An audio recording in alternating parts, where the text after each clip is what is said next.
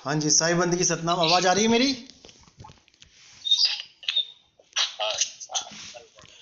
हाँ जी, तो मैं बता रहा था कि हमारा जो सत्संग है, हमारा जो मूल उद्देश्य है वो क्या है? वो सत्य नाम को उजागर करना है। सत्य नाम क्या होता है? सत्य नाम वो होता है जिसको ना तो कभी कोई पैदा करता है और ना ही उसका कभी नाश होता है।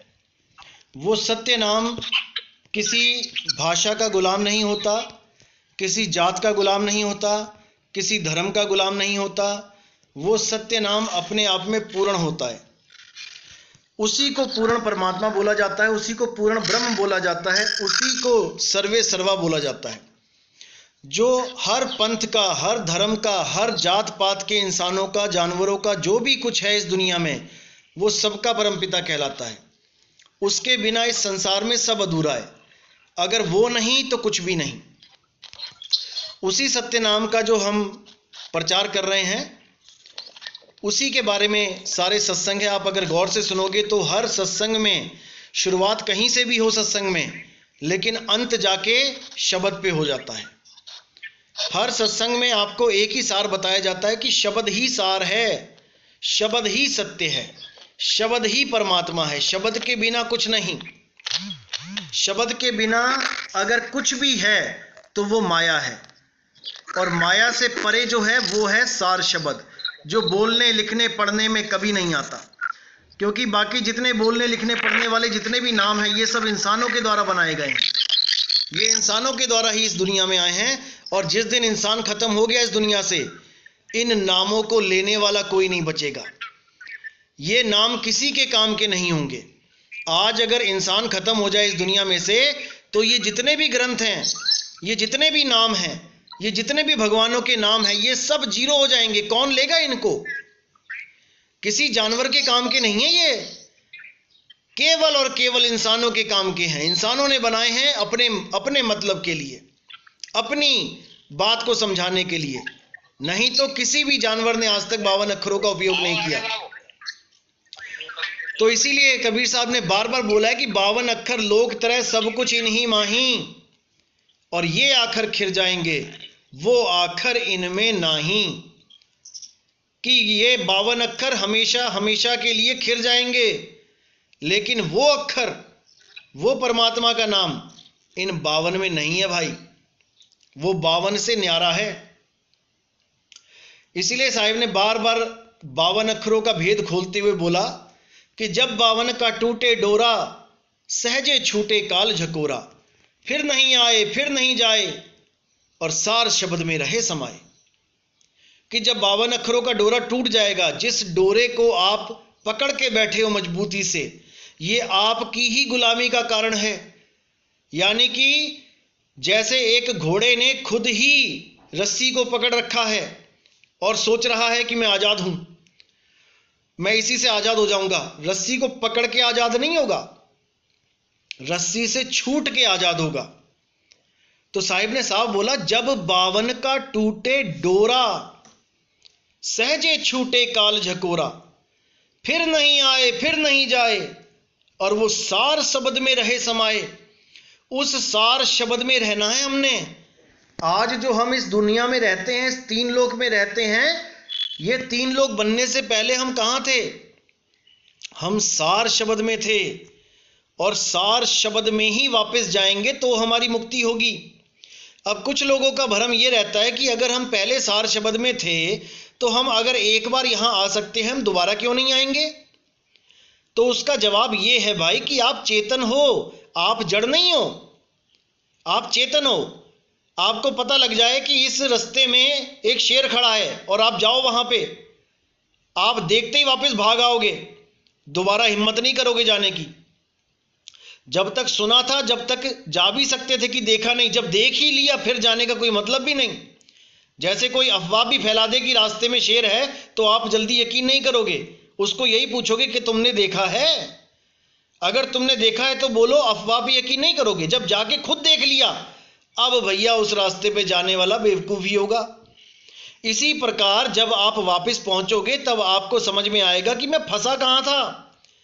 जैसे किसी कुएं में आप गिर गए और वहां पर पूरी रात पड़े रहे, 2 दिन पड़े रहे, 3 दिन पड़े रहे, हालत खराब हो गई। अब किसी ने आके आपको अगर कुएं से निकाल दिया तो क्या आप दोबारा कुएं में गिरोगे जाके? अरे छोटा सा भी गड्ढा आएगा तब भी पाँव संभाल संभाल के चलोगे कि गड्ढे में भी ना गिर जाऊं कहीं मैं, क्योंकि कुएं का रस चख चुके हो 3 दिन। तो इसीलिए हमने क्या करना है, हमने शब्द में रमना है सदा के लिए। शब्द में अगर एक बार रम गए तो आपको दोबारा शब्द से अलग कोई नहीं कर पाएगा।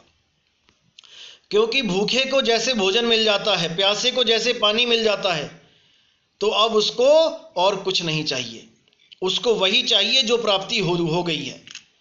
इसीलिए साहिब ने बार बार बोला कि 52 अक्षरों के जाल को समझ जाओ। सबसे बड़ा सबसे सूक्ष्म जाल 52 अक्षरों का ही है। इसको बड़े बड़े देवी देवता नहीं समझ पाए, वो भी मंत्रों के सहारे बैठे रहे, ओम के सहारे बैठे रहे कि मुक्ति हो जाएगी। तो साहिब ने वहां पर भी भ्रम तोड़ा कि ओमकार निश्चय भया सो करता मत जान, सांचा शब्द कबीर का तू पर्दे में पहचान। ओमकार है वेद का मूला, ओमकार में सग जग भूला, ओमकार जो वेद बखान है सोई काल कोई मर्म न जाने। उस ओम से परे हो जाओगे तब आपको सार शब्द की जानकारी होगी। ओम कह लो, अकार कह लो, और जितने 52 अक्षर हैं सब कह लो, ये एक ही चीज हो जाती है आगे जाके। अभी अलग अलग लग रहे हैं ये, लेकिन जो भी चीज मुंह से निकल गई वो एक ही हो जाती है। इसीलिए साहिब ने निवेड़ा ही कर दिया कि होंठ कंठ लागे नहीं जीव्या नहीं उच्चार, और गुप्त वस्तु को जो लखे सो है हंस हमार।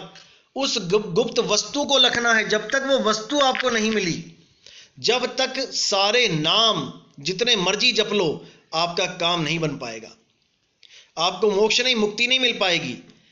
साहिब ने बिल्कुल साफ बोल दिया, कोट नाम संसार में इनसे मुक्ति ना होए, गुप्त नाम सतपुरुष का और बूझे बिरला कोई। उसको बूझना है, जब तक उसको बूझोगे नहीं, जब तक समझ में नहीं आएगा। इसीलिए साहिब ने बोला 52 अक्षर जीव आधारा, और आदि अक्षर जीभ्या से न्यारा, वाही को सत सुमिरण कहिए, और सिमर सिमर नर उतरो पारा। वही सत्य सिमरण है जो 52 से परे है। जो 52 से परे नहीं हो पाया इस जन्म में, उसने अपना समझ लो जन्म बर्बाद कर लेना है। साहिब ने साफ बोला, जो नर पड़े 52 के फेरा, और सो नर जानो काल के चेहरा। जो 52 अक्षरों में गुरुजी नाम दे रहे हैं, वो गुरु नहीं, वो काल का ही एजेंट है, और आपको 52 अक्षरों में उलझाने के लिए आया है। इसीलिए साहिब ने साफ बोल दिया कि नहीं कबीर नहीं धर्मदास, अक्षर एक सब घट ही निवास, और वाही को सतपुरुष कहिए, आदि अंत अक्षर गहे रहिए। कि ना तो कबीर कबीर करने से और ना ही धर्मदास धर्मदास करने से किसी की मुक्ति होने वाली है।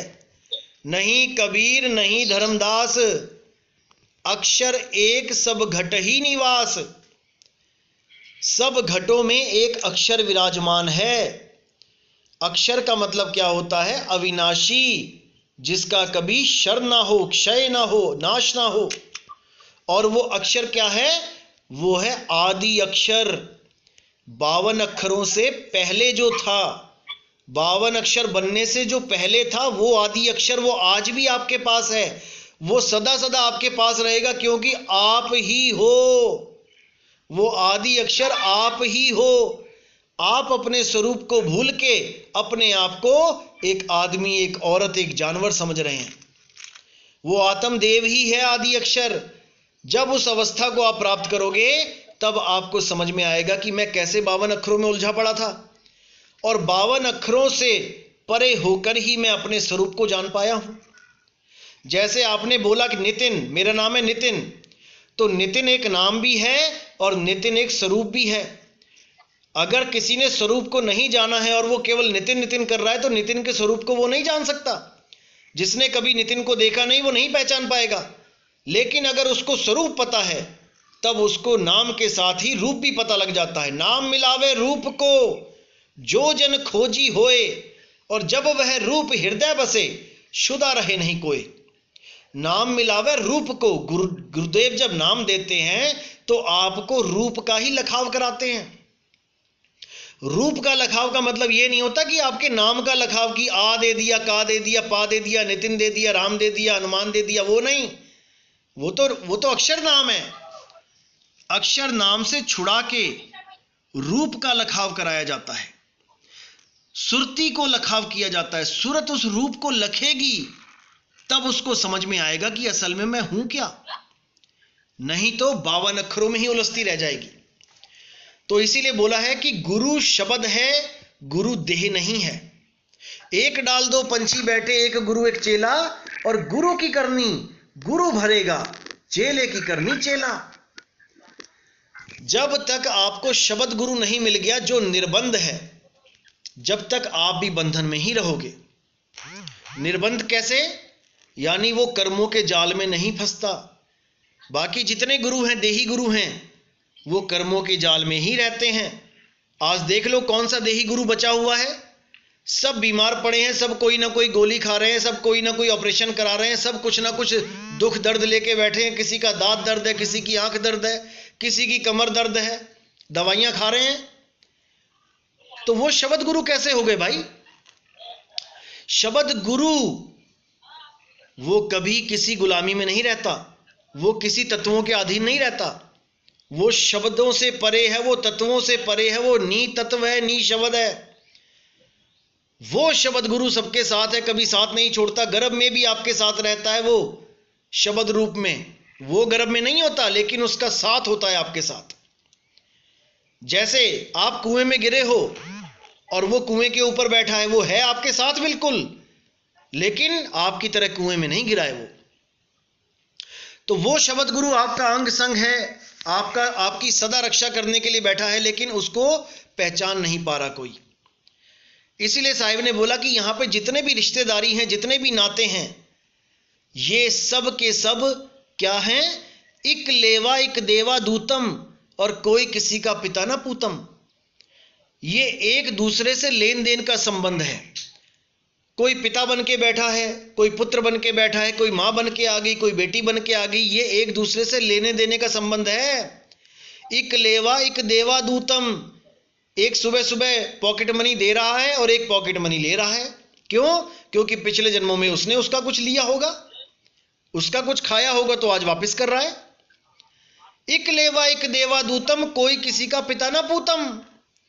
यहां पे कोई किसी का रिश्तेदार नहीं है भाई। गलतफहमी मत रहना कि मेरा परिवार, मेरे भाई, मेरे वसुदैव कुटुंबकम, सारा विश्व मेरा परिवार है, सारा विश्व मेरा भाई है।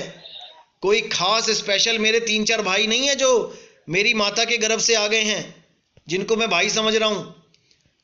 ये तो एक रास्ता है भाई दुनिया में आने का। आपकी माता से आपका भाई बहन ना आता तो किसी और की माता से आ जाता। यहां पर तो सजा भुगतने आए हैं सब, भोग जून में आए हैं सब। इसीलिए साहिब ने बोला है बार बार कि भाई शब्द गुरु की खोज कर लो, उस असली रिश्तेदार की खोज कर लो जो आपके अंग संग है। वो कभी आपको धोखा नहीं देगा। बाकी जितने भी रिश्तेदार हैं, ये सब केवल और केवल मतलब के हैं। अभी लगेगा नहीं मतलब के कैसे हो सकते हैं, लेकिन जब कभी मतलब पड़ेगा तब समझ में आएगा। अभी नहीं लगेगा, अभी तो एक दूसरे से प्रेम है। जब माया नाच नचाएगी, जब बीच में माया आ जाएगी, तो भाई भाई का दुश्मन, पिता पुत्र का दुश्मन, मां बेटी की दुश्मन। अभी माया ने नाच नहीं नचाया है, इसलिए बड़े प्यारे लग रहे हैं। तो साहिब कहते हैं जन्म भयो घर आया दूत, आया पूत, और पूत नहीं आया जमदूत। जब किसी का जन्म होता है तो घर में जो पुत्र आ गया, वो कहते पुत्र नहीं आया, वो जमदूत आ गया है। जन्मत ही दारा हर लेई, पैदा होते ही मां को खा जाता है। जन्मत ही दारा हर लेई, ब्याह भये घर भी हर लेई। शादी हो जाती है, बीवी आ जाती है, अब घर से भी निकाल देता है मां बाप को, और मुंह मुख में लांबू देई। और जब मर जाता है तो उसका क्रियाक्रम करता है। देखो मेरे पिताजी, उसके नाम के लंगर चलाता है, 13वीं कराता है, सब कुछ कराता है, और जीते जी उसको क्या कहता है?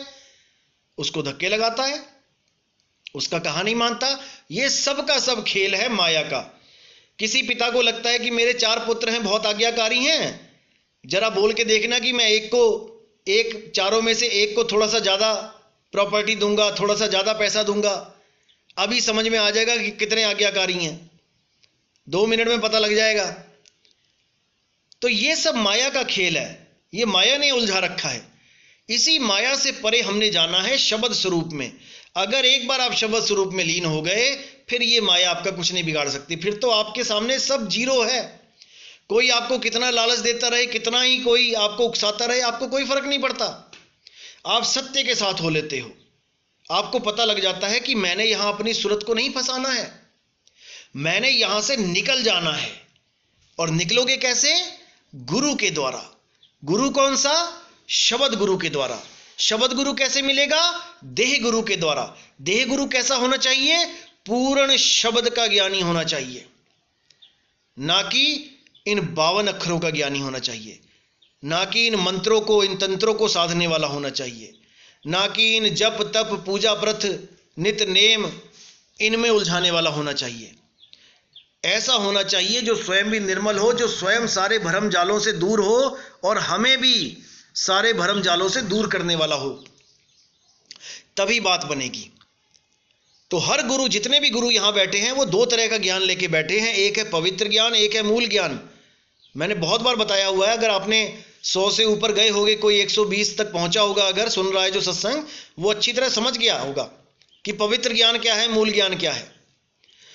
जितने भी गुरु हैं ये सब पवित्र ज्ञान लेके बैठे हैं। बात अच्छी कर रहे हैं, बहुत अच्छी बात है। एक छोटे से जीव को जो कुछ नहीं जानता उसको भी ज्ञानी बना रहे हैं, लेकिन पवित्र ज्ञान से मुक्ति नहीं मिलेगी। पवित्र ज्ञान आपको पाखंडों से ऊपर तो कर देगा, लेकिन आपको मूल तक नहीं पहुंचा पाएगा। उसके लिए मूल ज्ञान बना है। इसीलिए धर्मदास जी को बोला, पवित्र ज्ञान तुम जग में भाखो और मूल ज्ञान गुप्त कर राखो। मूल ज्ञान बाहर जो पर ही, तो बिचली पीढ़ी हंस न तरही। अगर मूल ज्ञान पहले बता दिया गया, धर्मदास तुमने खोल दिया अगर ग्रंथों में, व्याख्या कर दी, तो ये लोग अपने ग्रंथों में भी इस मूल ज्ञान को लिख देंगे। तब उनके पास केवल लिखित में ज्ञान तो होगा, थ्योरी पार्ट तो होगा, लेकिन प्रैक्टिकल नहीं होगा। अब प्रैक्टिकल नहीं होगा तो लोग भ्रमित हो जाएंगे कि नहीं, जो नितिन दास बात बता रहा है वो तो हमारे ग्रंथों में लिखी हुई है, हमारे ग्रंथों में वही बातें लिखी हैं। तो आप समझ नहीं पाओगे कि सत्य क्या है, असत्य क्या है। इसलिए उस मूल ज्ञान को बड़े गुप्त तरीके से, बड़े कोड वर्डों में लिखा गया था कि कोई 100 बार पढ़ भी ले तो समझ ही ना पाए कि ये लिखा क्या गया है। जैसे एक बच्चे को, छोटे से बच्चे को जो 3री 4थी में है, उसको PhD की किताब अगर दे भी दोगे अंग्रेजी की, तो वो अक्षर जोड़ जोड़ के भले पढ़ ले, लेकिन उन अक्षरों का मतलब नहीं समझ पाएगा, क्योंकि वो अक्षर अभी तक उसके जीवन में आए ही नहीं है। वो जब धीरे धीरे धीरे बड़ा होगा तब समझ पाएगा ये अक्षरों का मतलब क्या होता है। पढ़ तो वो भी सकता है। तो इसीलिए इन चीजों को गुप्त रखा गया था। कब तक के लिए? मूल ज्ञान 12वें पंथ के बाद ही बताया जाना था। तो 12वां पंथ कब खत्म हुआ है? 11 अक्टूबर 2018 को, जब 12वें पंथ के प्रवर्तक को उम्र कैद की, डबल उम्र कैद की सजा मिल गई। उसी के बाद ये गुप्त ज्ञान खुला है 13 अक्टूबर को, जिसके लिए कबीर साहब ने पूरा संदेश दिया था, इशारा किया था कि मूल ज्ञान तब लग छुपाई जब लग 12 पंथ ना मिट जाई। 12 पंथ मिटने के बाद ये एकदम उजागर हो गया और पूरी दुनिया में फैल गया आग की तरह। इस वक्त इतने लोग सुन रहे हैं सत्संग को और हर बंदा जाग रहा है। हर बंदा अपने गुरुओं से सवाल कर रहा है और गुरुओं के पास जवाब नहीं आ रहा है। अब कई ऐसे भी गुरु हो गए हैं जो आपस में मिली भगत कर रहे हैं कि इस सत्संग को कैसे रोका जाए, लेकिन उनको शायद पता नहीं है कि अब समय आ चुका है भाई, बहुत मूर्ख बना लिया जितना बनाना था। अब हर बंदा जाग चुका है, अब हर जीव जाग चुका है, और यही जोत से जोत जगती जाएगी तो पूरे संसार में एक झंडा एक नाम चलेगा, और सतगुरु बंदी छोड़ कबीर साहब का सतनाम चलेगा। सतनाम के सिवा कोई नाम नहीं चलेगा। और हमारा पूरा फर्ज बनता है कि हम खुद भी जागें और दूसरों को भी जगाएं, तभी हमारा मनुष्य जन्म में आना सफल है। अन्यथा हम ऐसे ही आए और ऐसे ही चले गए। तो पूरा विचार करना है, पूरा विवेक करना है, एक एक बात को बड़ी गहराई से समझना है। जो भी सत्संग बताया जाता है आपको, उसको बहुत अच्छी तरह समझना है। एक एक चीज क्लियर होनी चाहिए शंका अगर है तब नाम मत लेना। अगर 1% भी शंका है नाम मत लेना और गुरु ढूंढ लेना कोई, इधर मत आना। क्योंकि अगर यहां पर भी शंका रह गई और वो ठीक नहीं हुई, समझ में नहीं आया, तो कल्याण होना बहुत मुश्किल हो जाएगा। पहले हर गुरु के पास एक बार जाया हो, देख लो क्या बताते हैं क्या नहीं, तब इस पंथ में आना भाई, अन्यथा जीवन बर्बाद मत करना। अच्छी तरह समझ लो, 100 सत्संग सुन लो, 200 सुन लो, 500 सुन लो, 1000 सत्संग आएंगे टोटल, उसमें हर शंका का निवारण हो जाएगा, आप बिल्कुल चिंता ना करें। लेकिन जब भी आना होगा तो पक्के पैर आना, मजबूत पैर आना, कच्चे पैर मत आना, बिल्कुल भी नहीं। क्योंकि हमारे पंथ को ना तो कभी भीड़ की जरूरत पड़ी है और ना ही हमें पड़ेगी। जिस दिन ज़्यादा भगत होने लग जाएंगे तो उस दिन तो हम आश्रम में आना ही बंद करवा देंगे कि नहीं आना है आश्रम। अपना घर बैठ के भक्ति करो भाई, आश्रम आने से कुछ नहीं होता। अपने घर में भक्ति करो, नाम लो और भक्ति करो। क्यों ट्रेनों में किराया फूकते हो, क्यों बसों में किराया फूकते हो? हमारे यहाँ भीड़ लगाने वाला कोई काम नहीं है। हमारे यहाँ सत्य की बात होती है। सत्य प्राप्त करो और अपना घर में भक्ति करो, भजन करो। तो इसी के साथ आज का सत्संग समाप्त करेंगे। और कोई भी मेरे भाई को शंका होती है वो मुझे व्हाट्सएप पे मैसेज कर सकता है, मैं उसी से रिलेटेड आगे सत्संगों में हर चीज खोल के बता दिया करूंगा। तो इसी के साथ सत्संग समाप्त करते हैं। जय गुरु बंदी छोड़ वैराग साहिब, जय गुरु बंदी छोड़ मदन साहिब, जय जय सतगुरु बंदी छोड़ सतगुरु सत्य कबीर साहिब की सदा ही जय हो। साहिब बंदगी